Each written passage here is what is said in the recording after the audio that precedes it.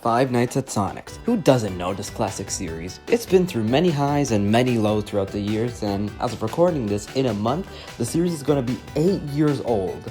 And since Five Nights at Sonic's All Stars, the ultimate package featuring all of these classic games, will be releasing soon, that'd be appropriate not just to review 1 through 5, but a couple other bonuses sprinkled in there, like Maniac Mania and a couple other fan games, for God's sake.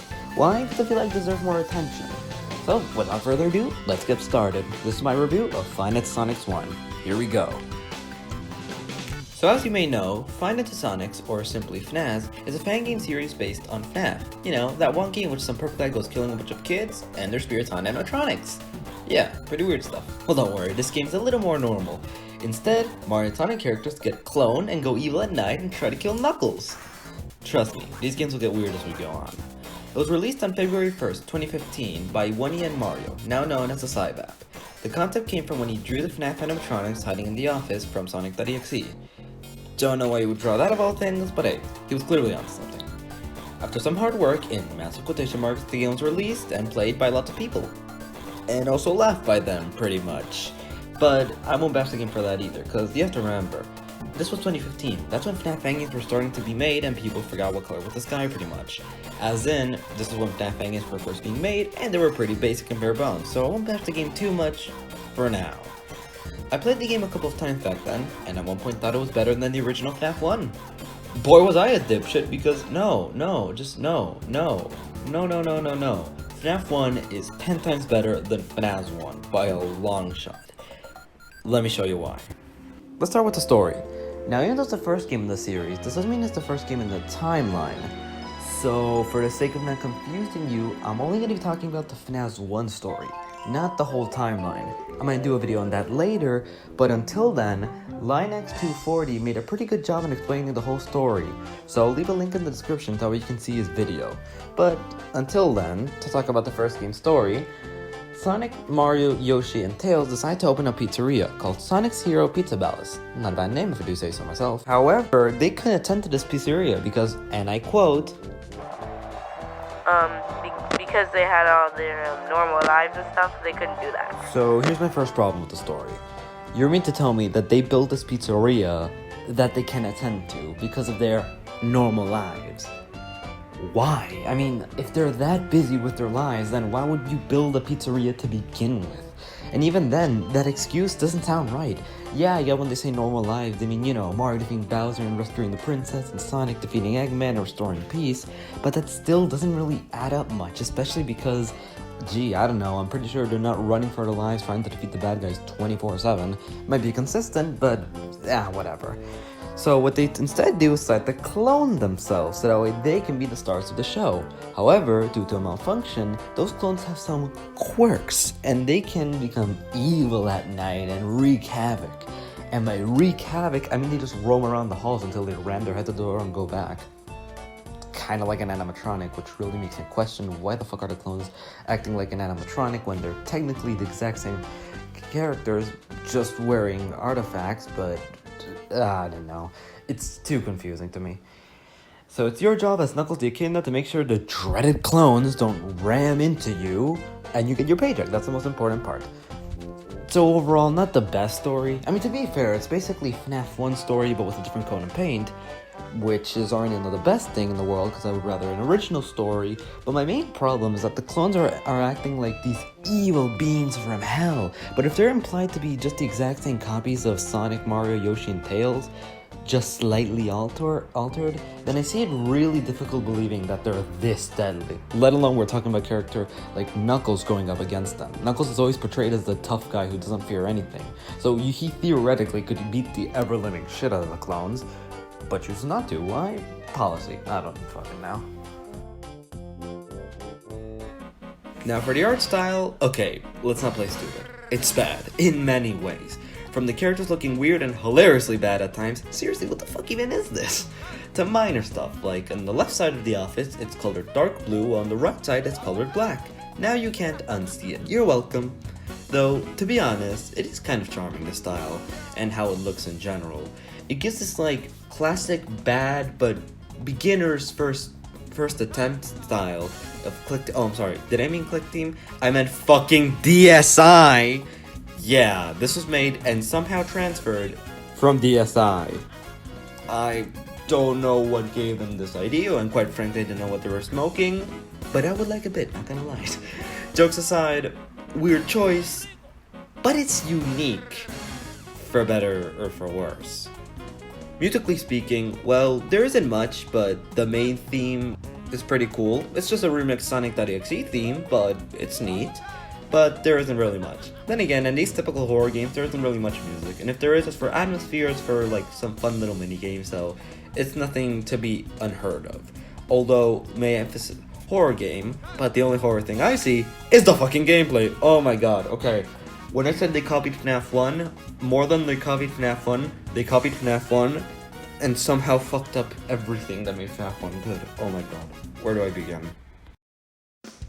As for the gameplay, like I said, it's basically just FNAF 1, but for the sake of it, I will still explain every detail. In your office, you have 2 doors and lights. With the lights, you can see if there's a character right next to you, and with the door, you can, well, close the door, preventing them from getting to you. You also have a monitor system to allow you to see the characters, although oddly enough, unlike other games, they don't slow them down, you just look at them. Which is something that always caught me off guard, especially in the original FNAF 1, how if you look at Foxy, it slows him down, but in FNAF 1, if you look at Tails, the Foxy equivalent, it doesn't slow him down whatsoever. In fact, oddly enough, he's consistent with how he moves. For example, in the All Max mode, when he's set at level 20, he moves consistently and will get to your door every single time, every 25 seconds. And in Night 6, it's about 50 seconds, so yeah. That makes him easy, yet annoying. I'll explain why later, but until then, as for characters, well, starting in Night 1, you get Mario and Yoshi, the Bonnie and Chica equivalent respectively.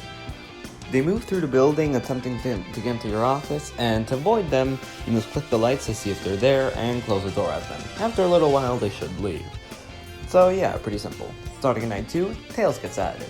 He's the Fox equivalent. He hides in his cove, and you must look at him to see if he leaves. Once he leaves, you'll see an "It's Me" sign in his cove instead of him, and one of the cameras, the left hallway camera, will be disabled. From there, you must close the door until you hear some bangs, where he'll go back to his cove, and you have to deal with him later again. Remember, he's consistent, so don't bother looking at him repeatedly just to slow him down.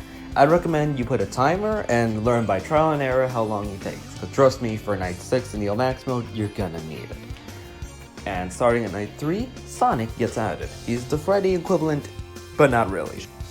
You see, unlike the original Freddy, who moves to the right hallway and then just sort of stays there messing with you, and you must close the door every single time you open the camera, and it's really complicated and practically everyone's nightmare for the original 420 mode.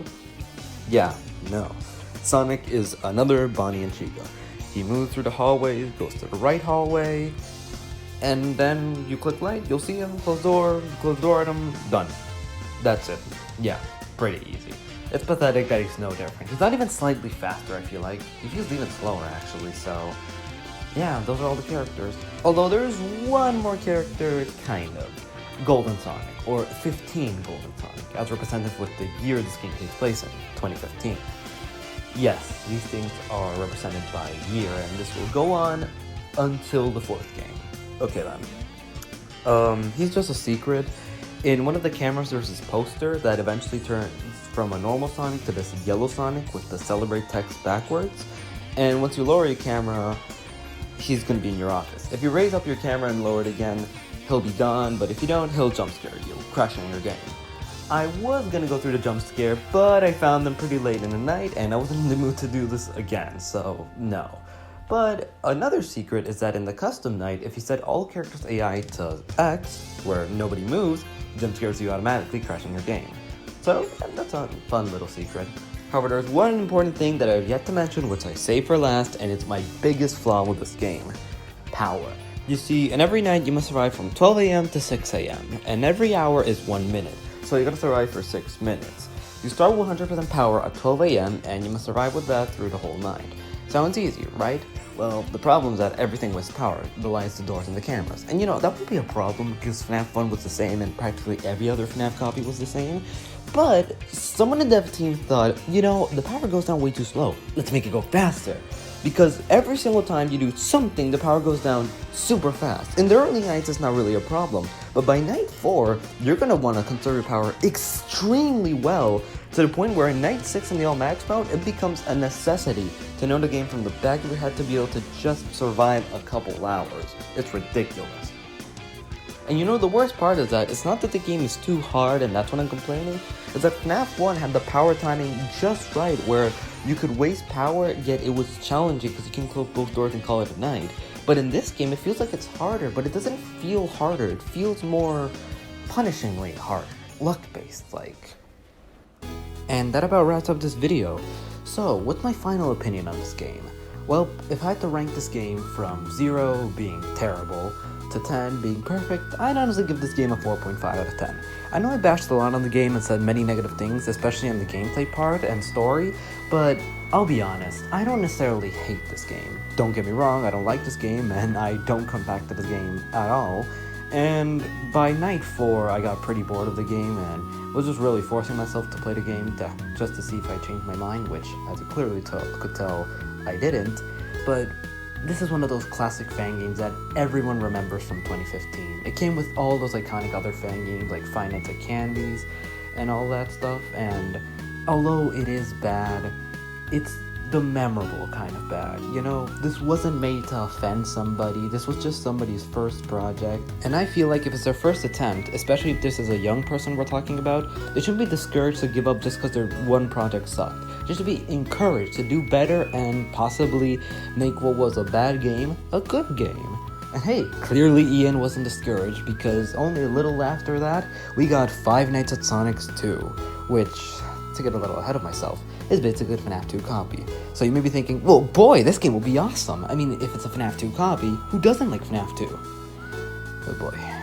Well, that's a topic for the next video, and the many videos we have to come in the future.